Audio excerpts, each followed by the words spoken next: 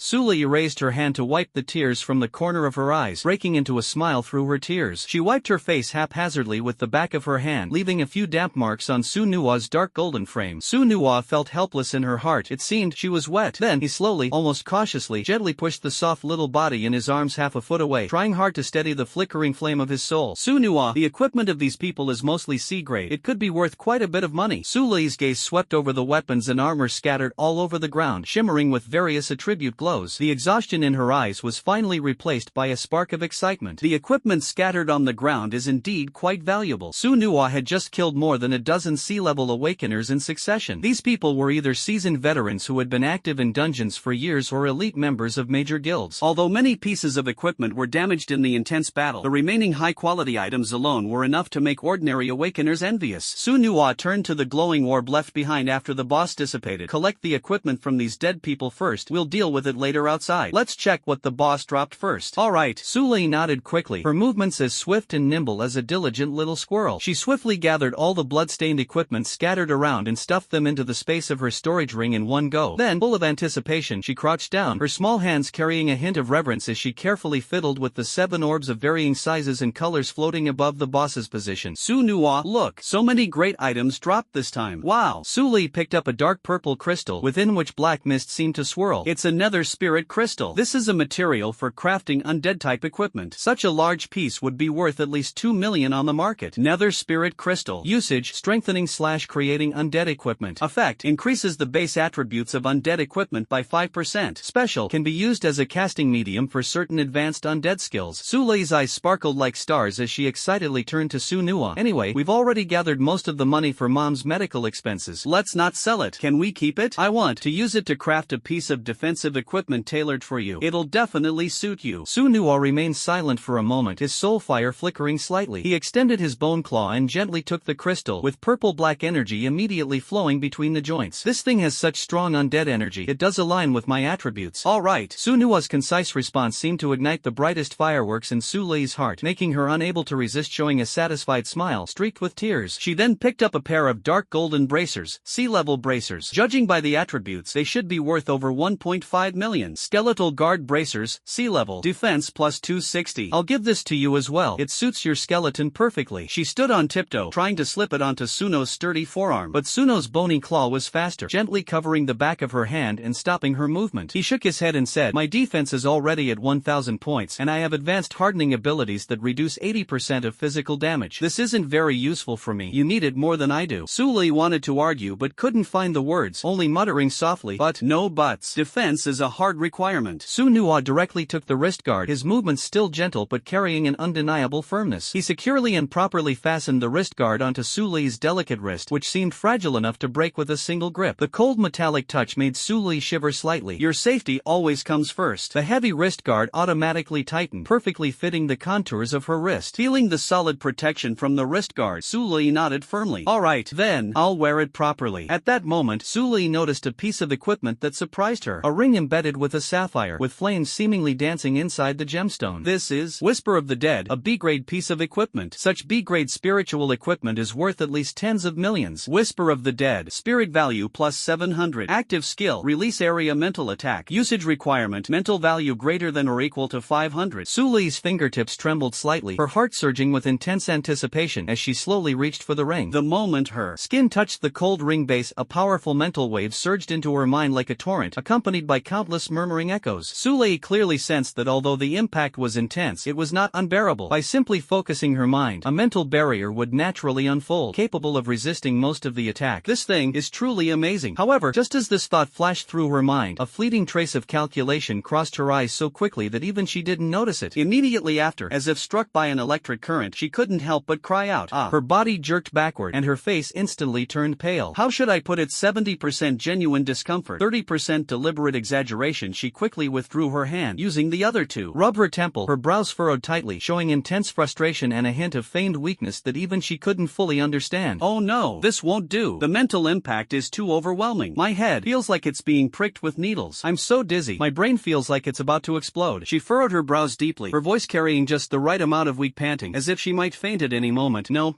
I can't hold on. Su Nua, this, only you wearing it won't waste it. It's originally a treasure of the undead. This thought quickly swirled in her mind. Su Nua needs it. After his evolution, his mental strength will surely increase significantly, and this ring can make him even stronger. This thing is too precious. If it stays in her hands and isn't used properly, it would be such a waste. A small voice in her heart was quickly convincing her, and the logic was identical to the scene from years ago when her mother put meat into her bowl, saying, Mom doesn't like this, you're growing, eat up. This is selfless love. Su Nua said nothing, extending his skeletal claw to effortlessly pick up the Whisper of the Dead, which had seemed unmanageable in Su Lei's hands. The moment the ring settled on his bony finger, it was as if it had found its true master. The ring's band glimmered faintly, silently contracting to perfectly fit his slender finger bone. The flames dancing within the embedded azure gemstone instantly became more lively, as though stimulated by a higher tier undead, radiating an even deeper brilliance. At the same time, the soul fire in Su Nua's eye sockets flickered faintly, almost imperceptibly. His keen soul sense seemed to catch the fleeting moment of reluctance in Su Lei's eyes, followed by a resolute decision. This little girl always, a trace of helplessness consciousness, understanding, and an indescribable warmth quietly swept through his heart. It's mine, Su Nuo responded in a low voice, without breaking through that layer of warm ambiguity. In addition to this ring, there was also a glowing red wedding dress and a C-grade necklace embedded with a black gemstone. These attributes don't suit either of us, so we can sell them for money. Su Li excitedly counted the loot, her face full of anticipation. I estimate we can sell them for 3 to 4 million. With this, we've gained nearly 20 million in resources just from this dungeon. She exchanged a glance with Su Nuo, their soul flames and eyes reflecting each other's figures. Let's go, it's time to leave. Su Nuo's voice was deep and powerful, his soul flame becoming even more profound after its evolution. Su Li nodded firmly, her small hand habitually and trustingly grasping the cold joint below his arm bone near the elbow. This dungeon trip felt like a dream, nearly losing her life to returning with a full harvest. Even more, both she and Su Nuo had advanced to C rank. Mom's medical bills completely taken care of, and I can even get her a new house with big floor-to-ceiling windows and a balcony. She loves basking in the warm sunlight, preferably with a little garden downstairs. Su Li muttered softly, her eyes sparkling. Su Nuo extended his massive skeletal claw and gently patted the top of her soft hair, as delicately as brushing dew off a branch. Well done. You have already grasped the key to changing your destiny with your own hands. He paused briefly, his soul fire conveying a resolute determination. This is just the beginning. Young girl, remember, we still need to find your father. Su Li suddenly stopped in her tracks, raised her head, and stared intently at Su Nuo. In the dim and rugged mine tunnel, a few faint rays of light struggled to seep through the cracks in the rocks, outlining the sharp and cold contours of his skeletal frame, both eerie and imbued with an indescribable sense of security. Those two quietly burning purple flames seemed, in this absolute darkness, to become the warmest and most trustworthy light in her heart. The skeletal shell before her, devoid of any flesh and blood, radiated a resilience and protection that made her feel more at ease than any warm, living body ever could.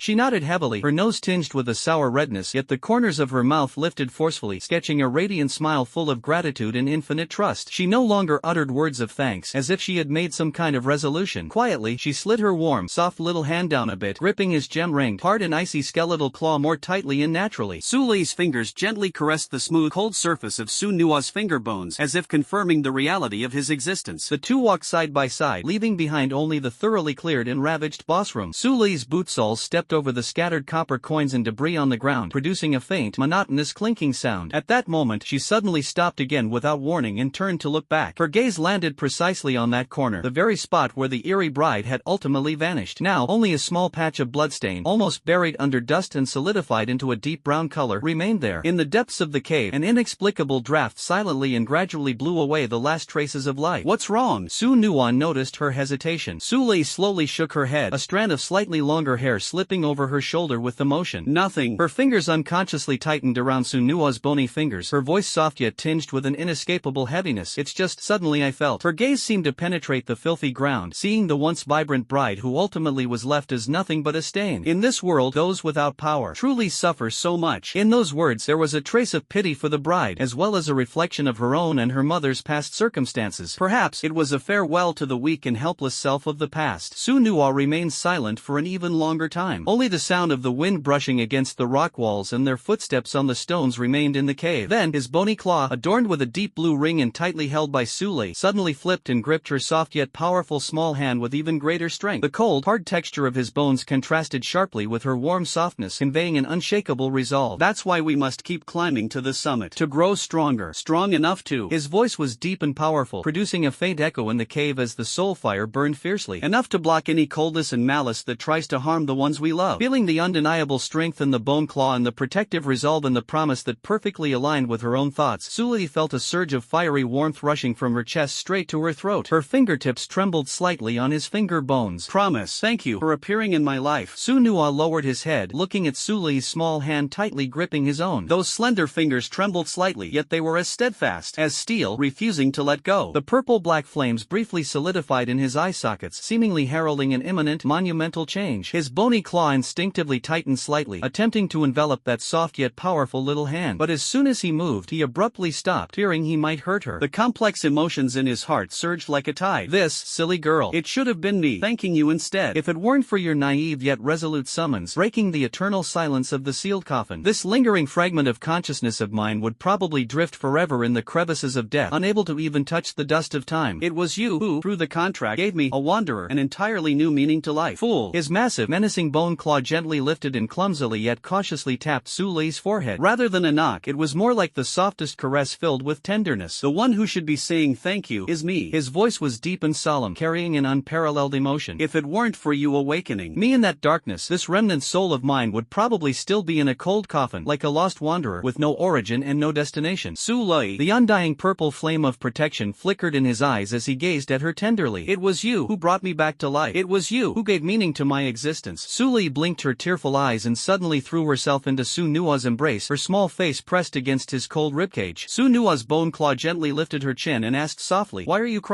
I wasn't crying. Su Lei sniffed hard, her voice thick with nasal tone. She quickly wiped her cheek haphazardly with the back of her hand, only to smear dirt and tear stains together. It's the dust from this stupid hole. It's so choking. It's all your fault. Fighting monsters and kicking up so much dust. She spoke, with a mix of embarrassment and anger, trying to push away the cold skull close to her, but it seemed more like she was acting spoiled. Su Nua chuckled softly, his bones emitting a faint crackling sound. This stubborn girl. Alright, you say you weren't crying, then you weren't crying. It's all my fault. I shouldn't have kicked up so much dust. He followed her tone, his voice carrying a hint of clumsy affection. The skeletal claw simply lowered, gently stroking and tousling her slightly messy hair. Su Lei angrily slapped away his restless claw, her cheeks flushed, but the next moment, as she looked at his clumsy yet resolute attempt to comfort her, the corners of her mouth couldn't help but curve upward. She broke into a smile, though the stubborn tears still clung to her lashes. She suddenly stepped forward, hugging the cold skeleton even tighter, burying her face deeply into it. Her muffled voice carried an unprecedented attachment and a resolute determination to face the future together. Then we have a deal. Her arms tightened fiercely, as if trying to carve this promise into his bones. We'll grow stronger together. We'll survive together. No one is allowed to abandon anyone. Absolutely not. The skeleton of the promise froze, its soul fire flickering wildly. This posture, this warmth, this heartbeat, it was too unfair. But in the end, he slowly raised his skeletal claw and, with an almost reverent gentleness, embraced the trembling shoulders of the girl. His jawbone lightly rested on the top of her head, and the skeleton emitted faint click-click sounds. Deal made. His voice was softer than ever before. When we get out, what's the first thing you want to do? Su Lei tilted her head and thought for a moment, her eyes suddenly lighting up. I want to eat the strawberry cake from the dessert shop in front of the school. She paused, then added somewhat shyly, I can share half with you. The soul fire of Su Nua flared up instantly. Although skeletons cannot taste, this invitation inexplicably made him happy. Alright. Su Nua's bony claw took her hand, and the two walked together toward the light at the cave's entrance. One was a skeleton devoid of flesh and blood, symbolizing decay and death. The other was a scarred girl, bearing hope and the future. In this cruel world, survival is the only rule. They appeared in each other's lives at the moment they were most needed, becoming each other's source of strength. Having found one another, they stood side by side, facing every challenge together. They also redeemed each other, fulfilling their respective destinies. She gave him a home, allowing him to find warmth, and he gave her courage, so she no longer feared the future. The future may hold countless dangers, but as long as they are together, there is nothing to fear. The piercing electronic alarm abruptly tore through the noise in the hall. The central crystal screen flickered violently, and the scarlet warning box was replaced by a dazzling golden announcement. The light was so blinding that everyone instinctively squinted their eyes. Screaming Nest Dungeon first kill completed. Clearance time 11 hours 57 minutes. Hidden information has been cancelled. Instance level updated to sea level. Exploration status has been cancelled. Instance information is being reset. Resources are being reorganized. Countdown 23 hours 59 minutes and 59 seconds. The first kill announcement was like a bomb, instantly igniting the entire hall. Damn, the first kill has already been taken? A burly man with a face full of scars slammed the table fiercely, his eyes filled with unwillingness, the flames of anger burning in his heart. Now if we go in, we won't even get a sip of soup. What bad luck. The person next to him gritted his teeth, his fists clenched so tightly they made a creaking sound, as if agonizing over the lost opportunity. Damn it, just one step too late. Many people regretted deeply, slapping their thighs hard, wishing they could rush back into the dungeon immediately. According to the dungeon rules of this world, once the first kill is completed, the hidden dungeon will revert to its normal level. The refresh rate of rare resources has plummeted by more than 70%, and the rewards for killing bosses have also been severely reduced. In most cases, killing a boss doesn't even drop any equipment. This is also why major guilds race against time and fight desperately for the first kill. The benefits brought by the first kill are simply too tempting. Meanwhile, the crowd automatically split into several small groups, each discussing the possible first kill winner. Who did it? Someone from Silver Dawn, one person asked, their tone full of speculation. Nonsense. It must be the Dragon Fawn Guild. Lord Lin sure led a team of Searankers in, another person retorted excitedly. I bet it's Scarlet Rose. After all, Ning Rose is a legendary awakener, someone said firmly. Why do you all have so little faith in solo players? Solo players are invincible. Another person defended the solo players, and the atmosphere grew increasingly heated. At the edge of the crowd's focus, Wang Dao was lazily reclining on the luxurious leather sofa prepared exclusively for him. He half closed his eyes, with a faint golden glow of divine insight flowing deep within his pupils, a light that belonged to an oracle. His gaze swept casually over the entrance to the dungeon portal, the corners of his mouth curling into a confident smile, imbued with a divine sense of superiority. That kid Lin sure is fairly reliable, and with his sister Lin use illusions, securing the first clear of this hidden dungeon shouldn't be a problem. He murmured softly, his eyes gleaming with confidence. At the mention of Sule, his gaze suddenly turned icy, like the depths of a frozen abyss, carrying an indifference that seemed capable of freezing the soul. Wait until they bring out that ungrateful plaything. His knuckles turned white from the sudden increase in force, gripping tightly onto a link of the silver chain. The air seemed to carry an imperceptible flicker of divine symbols. I will let you witness firsthand what kind of punishment a fool who dares to challenge the authority of the oracle deserves. When Lian, once the proud and beautiful campus queen, now knelt like a dog at Wang Dao's feet. She was once a prominent figure on campus, a rare-class professional summoner admired by countless pursuers. But to cling to the powerful and live a wealthy life, she was willing to abandon her dignity and become Wang Dao's plaything. She almost crawled, pressing her cheek against Wang Dao's shoe tip, responding in a syrupy tone that carried an absolute sense of submission. Young master is right. The power of the Dragon Fawn Guild is unmatched. The brilliance of the oracle will surely. Before finishing her words, she raised her face and, as if it were the most natural thing, extended the tip of her tongue to gently lick Wang Dao's shoe tip, like the most loyal dog pleasing its master. Ha! Wang Dao lowered his gaze, looking down at the humble figure at his feet, his eyes devoid of any warmth, filled only with contempt, as if appraising exquisite trash. You always keep in mind that one most fundamental use of yourself. Just as the entire hall was fiercely debating over who will claim the first kill, the dungeon teleportation array suddenly erupted with a light even more dazzling than the first kill announcement. Everyone's gaze was instantly and firmly drawn to it. The radiance faded. Leading the way out of the teleportation array was the figure whose emerald green Cheongsam outlined breathtaking curves, Ning Xiangwei. Her steps were composed, the stark contrast between the snow-white skin beneath the slit and the cold gilded leg ring instantly becoming the most captivating focal point. However, she didn't even glance at the dazzling golden first kill announcement, her gaze resolute as if everything was under her control. Behind her, the elite members of Scarlet Rose filed out in an orderly manner, their movements swift, as if a silent storm was about to descend. Immediately afterward, the members of Scarlet Rose threw 5 limp-mouthed and ashen-faced loners onto the ground with heavy thuds, as if discarding trash. These fools, without even a healer, dared to wander recklessly in the toxic mist zone. The deputy sneered coldly, kicking one of the unconscious loners, his eyes glinting with merciless mockery. Idiots who can't recognize their own strength, risking their lives for mere resources. His voice was like a blade, slicing through the air with a chilling sharpness. Money-grubbing trash, truly tired of living. Another member echoed, eyes full of disdain. They're destined to be nothing more than natural fodder for the dungeon. How ridiculous. At that moment, a low alarm sounded in their ears, and the atmosphere around them instantly grew tense. The members of Blood Rose exchanged glances, a vague sense of unease rising in their hearts. Just then, the teleportation array flickered again, and the air was thick with tension. Accompanied by a muffled sound, 6 or 7 blood-soaked loners staggered out, utterly disheveled. Their faces were pale, their eyes vacant, as if they'd just crawled out of hell, sending chills down the spine. Hey, what's going on inside? Where are the people from the Dragon Fawn Guild? Someone asked urgently, their tone full of anxiety. I don't know. The man at the front trembled, his lips quivering and his eyes evasive, as if deeply shaken by what had happened. He muttered in a low voice, we didn't see anything. Nonsense. Didn't you all go in together? Where's Lin Shi? Who got the first clear of the dungeon? The questioning voices rose one after another, and the atmosphere grew increasingly tense. Don't ask me. I don't know anything. The man suddenly shouted hysterically, shoving through the crowd and stumbling away, as if something terrifying was chasing him from behind. The others also looked as if they had seen a ghost, bowing their heads and desperately rushing out, ignoring calls from others and leaving everyone helpless. Damn it, what's wrong with these guys? Someone cursed and tried to stop them, but they were thrown off as if the others had gone mad, causing the scene to spiral out of control. The hall instantly erupted into chaos, with hundreds of eyes darting back and forth between Ning Xiangwei and the teleportation portal. Yet the members of the Dragon Fawn Guild and Silver Dawn still hadn't emerged. The tense atmosphere made everyone hold their breath. Wang Dao sprang up from the sofa, the silver chain leaving a bright red mark on Wen Lian's neck. How is this possible? Wang Dao stared at Ning Xiangwei, his fingers trembling uncontrollably. He thought to himself, having arranged 5 C-level elites along with his sister Lin use illusionary assistance, how could Blood Rose have beaten them to it? When Lian was strangled to the point of rolling her eyes back, helpless in her agony, her mouth opening and closing futilely like a dying fish, it wasn't until the silver chain suddenly loosened and she collapsed to the ground, gasping for air, that she noticed Wang Dao's expression had twisted beyond recognition. Ning Xiangwei ignored the commotion around her gaze sweeping across the room like a hawk's. Suddenly, it stopped in the corner. Lu Tianming sat upright on a leather sofa, his tailored navy blue suit accentuating his lean figure, exuding an extraordinary aura. His narrow eyes were slightly squinted, focused intently on the phone screen. His well-defined fingers tapped lightly on the screen, emanating a refined elegance unique to elite professionals. After all, Lu Tianming was the second most powerful figure in Luolong City, renowned and formidable. On the screen, a scantily clad female streamer was throwing flirtatious glances at the camera, her voice as smooth as silk as she sang an off-key rendition of a reworked song, tugging at the heartstrings of countless viewers. Brother Tianming, I want to buy a bag moi, I want to eat pork-bellied brother Tianming. Hurry up and reimburse me. The female streamer's voice was like a spell, making Lu Tianming's heart flutter. Lu Tianming's well-defined fingers slid across the screen, and without hesitation, he gifted a yacht worth 10,000 yuan. When the female streamer bent down to adjust her dress, he narrowed his eyes slightly, his Adam's apple subtly moving, his face full of hunger and desire. Whoa, damn, those legs. I could enjoy them for a year, he muttered to himself, unable to contain his excitement. But at that moment, a snow-white leg suddenly appeared on camera, leaving him stunned. He instinctively swallowed hard and followed the slit of the cheongsam upward, meeting Ning Xiangwei's faintly smiling eyes. His heart instantly began to race uncontrollably. Dean Lu, what refined taste you have. Ning Xiangwei's lips curved slightly, her expression ambiguous. Lu Tianming calmly ended the livestream, tucked his phone back into his pocket, though his heart was in turmoil. He secretly stole glances at Ning Xiangwei's faintly visible thighs beneath her cheongsam, his Adam's apple involuntarily moving, yet he worked hard to restrain his emotions. As a B-level powerhouse, he naturally knew Ning Xiangwei's background, the legitimate daughter of Ning Tianxiong, the former president of the Sky Guild, and nominally still the eldest lady of the Ning family. Although rumors claimed she was ostracized by her family after her father's mysterious death, who could say for sure whether this was just a smokescreen released by the Ning family? Moreover, Ning Xiangwei, while undeniably beautiful, was like a rose with thorns, ruthless and merciless, killing without hesitation. Lu Tianming's internal alarm bells rang loudly. A woman with such a complex and unfathomable background was best kept at a distance. President Ning, you're too kind. Lu Tianming adjusted his collar, a faint smile appearing on his face. Though somewhat insincere, it was not without charm. Appreciating art is also a required course for educators, after all. Ning Xiangwei's red lips curled into a cold smile. Dean Lu, what refined taste you have. Ignoring the many youthful and beautiful female students in the academy, yet showing a particular fondness for female streamers. These words made Lu Tianming's expression turn serious, his smile instantly fading as his tone became stern. President Ning, your words are inappropriate. While I, Lu Tianming, am no saint, I do understand the meaning of being a role model. The female students in the academy are, in my eyes, children who need care and protection. Their gazes met, sparks flying, instantly stirring whispers among the surrounding crowd. The tense atmosphere became even more enigmatic at that moment. He paused for a moment, then resumed his smooth smile. As for normal interactions between adult women, I don't think that violates the ethics of a teacher. After all, everyone has the right to pursue beautiful things, don't they? Lu Tianming, outwardly cunning and selfish, was actually meticulous and uncompromising in his teaching, tolerating no sloppiness. This was one of the reasons he could hold his position as dean so firmly. After all, in this strength-oriented world, who doesn't have a few unspeakable quirks? Is that so? Ning Xiangwei's lips curved into a mysterious smile. Then Dean Lu, a dignified B-level powerhouse, not handling academy affairs but coming all the way to the dungeon hall. Who are you waiting for? She leaned forward slightly, her red lips forming a dangerous arc. Could it be that beautiful girl who contracted the skeleton? Lu Tianming didn't answer immediately. Instead, he slowly adjusted the cuffs of his suit, trying to conceal the turmoil within. His heartbeat quickened, not out of desire, but because his secret had been exposed. Does President Ning know Su Lei's whereabouts? His voice carried a trace of barely perceptible urgency. Is she still alive? That's right. He was here specifically to wait for Su Lei. Otherwise, how could such a busy man, who handles countless affairs daily, possibly show up in this dungeon hall? Teasing female teachers and enjoying the sense of control, wasn't that more appealing? For someone as shrewd as Lu Tianming, time is a bargaining chip. He appeared here for only one reason, Su Lei's value. When he witnessed the immense combat power of the skeleton Su Lei summoned, his professional instincts immediately warned him that was no ordinary skeleton. The giant sword in the skeleton's hand even made him, a B-rank powerhouse, feel a twinge of unease. The intuition of the strong is more accurate than the reasoning of ordinary people. When someone stands at the top, their instinctive reactions become the most precise value judgments. Lu Tianming's unease was precisely the alarm triggered by his years of business acumen. He priced the students openly. In his eyes, students were commodities. Those with high talent could be exchanged for valuable resources. Those from good families could bring in generous sponsorships, and even ordinary students could enhance the academy's reputation. He calculated everything meticulously, all to ensure that Su Lei would fetch a good price among the various academies during the entrance exams, maximizing his benefits. But what infuriated him was that he had merely sent Su Lei to train in a dungeon, hoping she could break through to D-level. Yet this girl had the audacity to venture into a D-level dungeon for pioneering exploration. Wasn't this courting death? And as if that wasn't enough, she accidentally stumbled into a hidden C-level dungeon. Seeing the duck in his grasp about to fly away, how could Lu Tianming not come? How could he not be anxious? Ning Xiangwei remarked meaningfully, Director Lu being so concerned about a student is quite unexpected. The wrinkles at the corners of Lu Tianming's eyes trembled slightly, and he cursed inwardly. Wasn't this obviously nonsense? balance? How could I not be anxious? As long as Sulei is sold, the resources obtained could easily allow this old fox who has been stuck at the B level for years to break through to the coveted A level realm. But he also understood that he was not a virtuous person and had no need to hide it. However, appearances were still essential. The duty of an educator, that's all. His gaze was sharp like an eagle's as he spoke earnestly. That child may act recklessly, but her talent is indeed extremely rare, and her background is truly pitiful. If she were to perish here like this, it would be such a waste. President Ning, if you know anything, please speak frankly. Everyone, get out of my way. A shout, suppressed with fury and carrying the unique coldness of an oracle, instantly silenced the crowd. Wang Dao did not rudely push through but relied on an invisible authority that made those blocking his path step aside. He walked with steady strides and stopped in front of Ning Qiangwei, maintaining a perfect distance, neither appearing disheveled nor allowing himself to be ignored. His eyes, glowing with a dark golden divine radiance, locked onto Ning Qiangwei, deep as if they contained the galaxy of fate. President Ning, his voice was low and steady, carrying a trace of ethereal divinity, yet hinting at an impending storm. My people Lin Shi and the others, why have they not returned? Ning Qiangwei's blood-red pupils met those golden whirlpools. The corners of her mouth lifted slightly, revealing a mocking curve. Young Master Wang, is this impatience? Aren't you the oracle? Overlooking the future, perceiving all things. Such a trivial matter, and you need to ask me? She deliberately provoked him. Why not? See for yourself? Wang Dao's pupils froze imperceptibly. His mind churned. Wretch, how could I, an E-level oracle, possibly see into the affairs of a D-level instance? If I could see Lin Shi's condition clearly, would I even need to ask you? Ning Qiangwei caught his momentary stiffness, her tone dripping with even more sarcasm. Or could it be that young Master Wang's God's eye, which can foresee the future, is conveniently a bit blurry right now? You! Wang Dao was burning with rage, almost to the point of bursting out, but his pride forced him to swallow his fiery emotions. His face maintained an oppressive calm, while the coldness in his brows and eyes seemed capable of freezing the air. He was merely an E-level epic grade oracle who had just awakened, utterly powerless against Ning Qiangwei, a C-level legendary grade awakener. Ning Qiangwei's lips curved slightly upward, revealing a meaningful smile. The real show was just beginning. Dean Lu, she suddenly spoke. Aren't you curious about Su Lei's whereabouts? Lu Tianming immediately perked up his ears. President Ning, please speak. Ning Qiangwei's red lips parted slightly. She's still alive, and moreover, she deliberately elongated her tone, her gaze sweeping over Wang Dao's twisted face. The gains are significant. Wang Dao's expression grew even darker. Su Lei is still alive? Significant gains? Then what about the people he had arranged? What about the Lin siblings? 5 C-level elites plus a D-level illusionist. Could they really not handle an E-level contractor and a useless skeleton? Unless Wang Dao suddenly thought of a terrifying possibility. The skeleton might be stronger than he had imagined. On the surface he maintained an oppressive calm, but the storm raging in his heart made his fingers tense. Young master, it hurts. When Lian pleaded softly, her voice tinged with a hint of sobbing. Money is so hard to earn, this intestine is so hard to eat. She's about to be trained to death. Wang Dao truly doesn't treat her like a human. Lu Tianming still wore a hypocritical smile like an old fox, but the calculation deep in his eyes was as unfathomable as a bottomless pool, growing even deeper. Su Lei gained quite a bit? Could it be that she made a breakthrough in the dungeon? If that's true, her value in the entrance exam would be even greater. The top-tier academies have always spared no expense to compete for talent. Thinking of this, Lu Tianming seemed to already see a flood of resources and generous rewards drifting toward him like snowflakes, a glimmer of greed flashing in his eyes. A grade, I'm finally coming. Waited a little longer. Don't say it. When you're burning with anxiety, every minute and second of waiting feels so long and unbearable. Buzz. The teleportation array suddenly erupted with a dazzling brilliance that devoured all light. It engulfed all doubts and confrontations. Everyone's gaze seemed to be drawn to the entrance by an invisible force. Wang Dao's heartbeat suddenly accelerated as he stared intently at the teleportation portal. It must be Lin Shi and his team. It must be them who brought out that wench Su Lei. Meanwhile, the entire replica hall descended into unprecedented chaos. Damn, who are they? Silver Dawn or Dragonfang Guild? A burly man with a face full of scars slammed the table and shouted, it's definitely Dragonfang Guild who got the first kill. The team led by Lin Shi is full of C-level elites, all equipped to the teeth. Nonsense. A tall, skinny man wearing glasses immediately retorted. Silver Dawn's Li Yaoyang personally led the team. With 5 C-level members working seamlessly together, their chances are much higher. In the corner, a few freelance awakeners whispered to each other, we originally thought Scarlet Rose had the best chance. After all, President Ning is a legendary class professional. But now it seems it's a contest between Dragonfang and Silver Dawn. The chatter rose and fell, and the entire hall buzzed like boiling water. Everyone's eyes were fixed on the teleportation array's exit, afraid of missing the first-hand news. Finally, they're out, someone exclaimed in surprise. In the glow, 2 figures could be faintly seen walking out slowly. But when the intense light faded, the entire hall fell into a deathly silence. Standing at the exit of the teleportation array was a girl in a blood-stained school uniform. Her ponytail had come undone, her black hair messily draped over her shoulders, and her school uniform was covered in dried blood blood in tears. But the most striking feature was her eyes, astonishingly bright, as if burning with a certain resolute flame. Behind her stood a 3-meter-tall dark golden skeleton. Its frame was several times sturdier than that of an ordinary skeleton, with sharp bone spikes growing at the joints and a cloak of bone spikes spread out behind it like the wings of death. The most terrifying aspect was the purple soul fire flickering in its hollow eye sockets, and the giant sword in its hand exuding an ominous aura. Is it Sule? A female awakener stammered, her voice distorted by shock. Isn't she an E-level contract master? How did her aura become C-level? The person next to her immediately scanned with tactical goggles, then exclaimed in disbelief. Holy crap, that skeleton is even more outrageous. The burly man who had been boasting about the Dragon Fawn Guild earlier took half a step back in fright. This is a skeleton general, isn't it? How could an ordinary skeleton soldier be this imposing? The dungeon system's notification sound suddenly rang out, a cold female voice echoing throughout the hall. All adventurers have left the current instance. The instance will reset soon. Resources are being reorganized. Estimated reset time, 6 hours. This prompt was like a giant stone thrown into a calm lake, instantly stirring up waves. All gone? Wang Dao's pupils lost focus at that moment. The light dissipated. In the field, only this one person and one skeleton remained. A desolate wasteland. Where were his 5 C-class elites? Lin Shi,